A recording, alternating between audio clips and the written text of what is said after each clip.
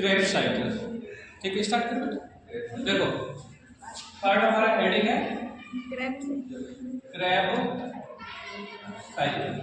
ठीक है, देखिए इसकी डिस्कवरी हैंसलेट क्रेब नाम के साइंटिस्ट ने किया है। क्या बोला?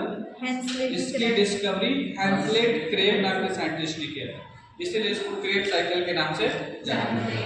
ठीक है, दूसरी लेक्चर बेटा इसको टीसीए साइकिल के नाम से जाना जाता है। इसके नाम से टीसीए का फुल फॉर्म होता है ट्राई कार्बोक्सिलिक एसिड साइकिल। क्या बोला? ट्राई कार्बोक्सिलिक एसिड साइकिल के नाम से जाना जाता है। और ऐसा इसलिए जाना जाता है क्योंकि इसका जो फर्स्ट प्रोडक्ट होता है that is called citric acid. क्या बोला? Citric acid. और इसके अंदर ना बेटा 3 फंक्शनल COOH ग्रुप होते हैं।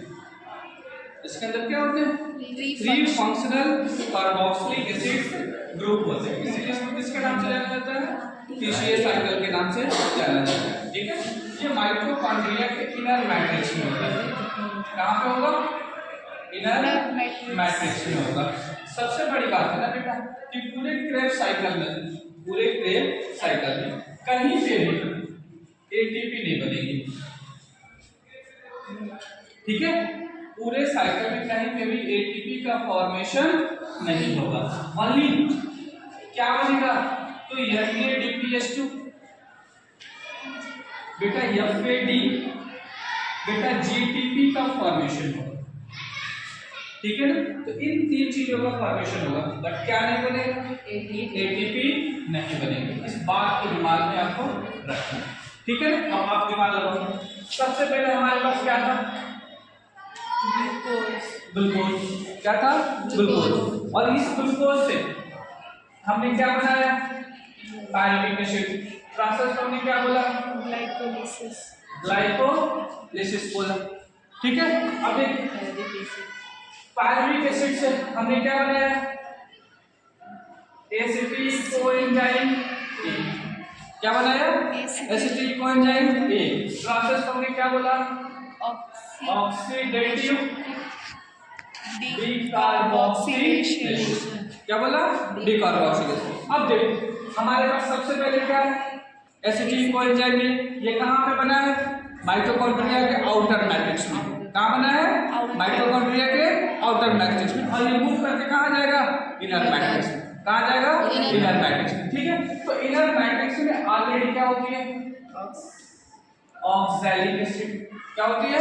Oxalic acid. और ये ऑक्सैलिक एसिड बेटा एसिटिल कोएंजाइम के साथ मिलके, इसके साथ एसिटिल कोएंजाइम के साथ मिलके सबसे पहला प्रोडक्ट बनाती है।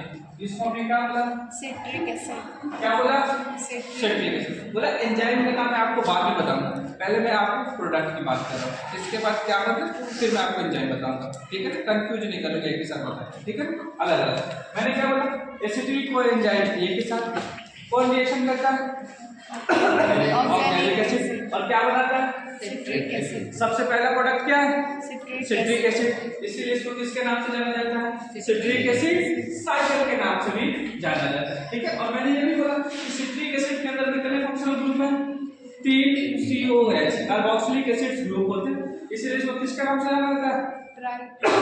ट्राई कार्बोक्सिलिक एसिड के नाम से जाना जाता है। ठीक है ना, अब देखिए हमारे पास सबसे पहला प्रोडक्ट क्या बना? Citric acid.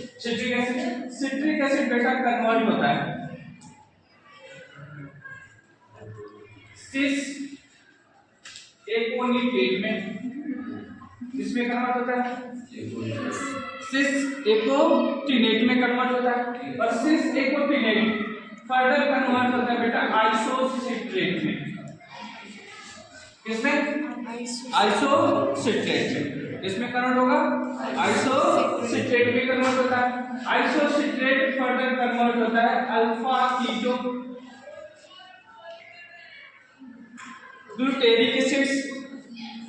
Alpha keto glutaric acid. इसमें अल्फा कीटो ग्लूटेरिक एसिड में क्या होता है? कन्वर्ट होता है। और alpha keto glutaric acid further बेटा कन्वर्ट होती है सक्सिनिल कोएंजाइम ए में। इसमें सक्सिनिल कोएंजाइम ए में कन्वर्ट होती है। सक्सिनिक को एंजाइम में फर्दर कन्वर्ट होती है सक्सिनिक एसिड में, ठीक है। सक्सिनिक एसिड फर्दर कन्वर्ट होती है फ्यूमेरिक एसिड में, फ्यूमेरिक एसिड फर्दर कन्वर्ट होती है मैलिक एसिड में, और मैलिक एसिड फर्दर कन्वर्ट होती है ऑक्सैलिक एसिड में, ठीक है ना। तो दैट इज द साइकिल। ये क्या है? साइकिल। मेरी बात समझ में आई? ठीक है, एक बार और समझो। हमने सबसे पहले किसका यूज किया? एसिटिल कोएंजाइम का, ठीक है। किसके साथ? ऑक्सैलिक एसिड के साथ। क्या बनाया? Citric acid. Citric acid further किसमें कन्वर्ट हो गई? सी एकोटिनेट में। सी एकोटिनेट फर्दर कन्वर्ट होगा आइसोसिट्रेट में। आइसोसिट्रेट फर्दर कन्वर्ट होगा अल्फा कीटोग्लूटारिक एसिड में। Alpha ketoglutaric acid further convert होगा सक्सेनिल कोएंजाइम ए में। सक्सेनिल कोएंजाइम में फर्दर कन्वर्ट होगा सक्सेनिक एसिड में। सक्सेनिक एसिड फ्यूमेरिक एसिड में, फ्यूमेरिक, मैलिक और मैलिक ऑक्सैलिक, ठीक है। हमने याद किया बेटा C6 क्या बोला? C6 I okay, C6I okay, S square FM। समझ में आया? टर्म हमने याद करने का तरीका, ठीक है। अब देखो बेटा, ये जो एसिटिल कोएंजाइम है ना, ये 2 कार्बन का कंपाउंड है, और ये कितने कार्बन का कंपाउंड है? 4 कार्बन का कंपाउंड है। तो ये दोनों मिलकर कितने कार्बन का कंपाउंड बनाएंगे? 6।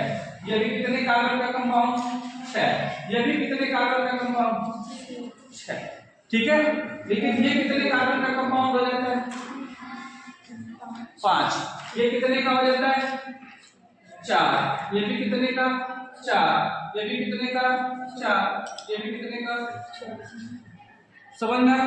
तो 2 कार्बन का लॉस हो रहा है, 2 कार्बन का लॉस हो रहा है। तो कहां पे लॉस हो रहा है? कहां पे लॉस हो रहा है? This is the position alpha ketoglutaric acid. एक तेरे आने से पहले और एक तेरे जाने के बाद क्या निकलती है? गैस। एक तेरे आने से पहले और एक तेरे जाने के बाद गैस निकल गई। क्या निकली?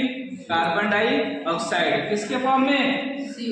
CO2 के फॉर्म में, ठीक है ना। अब मैं आपको बता रहा हूं कि कहां पे किस चीज का फॉर्मेशन होता है, ठीक है। देखिए, सबसे पहले यहाँ पे कार्बन डाइऑक्साइड जब निकलती है ना बेटा, तो सबसे पहले NAD+ किस में डिग्रेड होता है? NADPH2 में। सेम नोटिस NAD+ किसमें कन्वर्ट होगा? तो 2 NADPH2 हमको मिला और एक NADPH2 यहां मिलता है।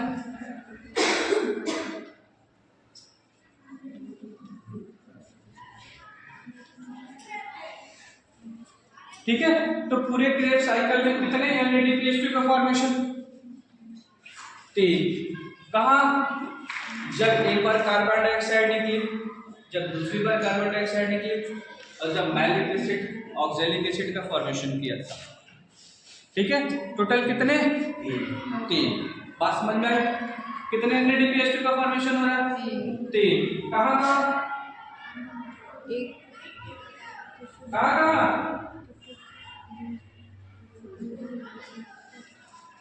एक वहाँ इनर मैट्रिक्स के अंदर एक ऑक्सैलिक। बेटा आपके दिमाग में होना चाहिए क्या? Alpha ketoglutaric acid. सारा खेल यहीं से हो रहा है। यहाँ पे भी कार्बन डाइऑक्साइड निकला है, NADPH2 का फॉर्मेशन हो रहा है, कार्बन डाइऑक्साइड निकला है, NADPH2 का फॉर्मेशन हो रहा है, और लास्ट वाला पोर्शन आपको याद रखना, ठीक है ना। देखो दूसरी बात बेटा, GTP बाहर निकलती है। क्या बाहर निकलती है? GTP। कब? जब सक्सेनिल कोएंजाइम सक्सेनिक एसिड में क्या होती है? कन्वर्ट होती है। तो क्या निकलती है? GTP। क्या निकलती है? GTP। अच्छा, सक्सेनिक एसिड किसमें कन्वर्ट होती है? फ्यूमेरिक एसिड में, ठीक है। तो FAD+ कन्वर्ट होता है किसमें? FADH2, ठीक है। बोला था कि देखो NADPH2, FADH2 और GTP, ये तीनों के तीनों बेटा करेंसी सॉरी चेक क्या है, चेक है, जो आगे चल के इलेक्ट्रॉन ट्रांसपोर्ट सिस्टम एक्सचेंज किया जाएगा। तो एक जीटीपी मॉलिक्यूल्स एक एटीपी का फॉर्मेशन करेगा, एक FADH2 मॉलिक्यूल्स 2 एटीपी का फॉर्मेशन करेगा और एक NADPH2 मॉलिक्यूल्स 3 एटीपी का क्या करेगा, फॉर्मेशन करेगा। ठीक है, तो ये चीजें आपको अपने दिमाग में बैठा के रखनी है। क्लियर है? लास्ट ईयर नीट में क्वेश्चन पूछा गया था बेटा ना कि ये जो स्टेप है ना, स्टेप ठीक है ना, इस स्टेप से पूछा गया था कि अगर alpha ketoglutaric acid carbon dioxide को डिग्रेड करेगा या अल्फा कीटोग्लूटारिक एसिड का डीकार्बोक्सिलेशन होगा तो कौन सा प्रोडक्ट बनेगा। समझ में आ रहा है ना?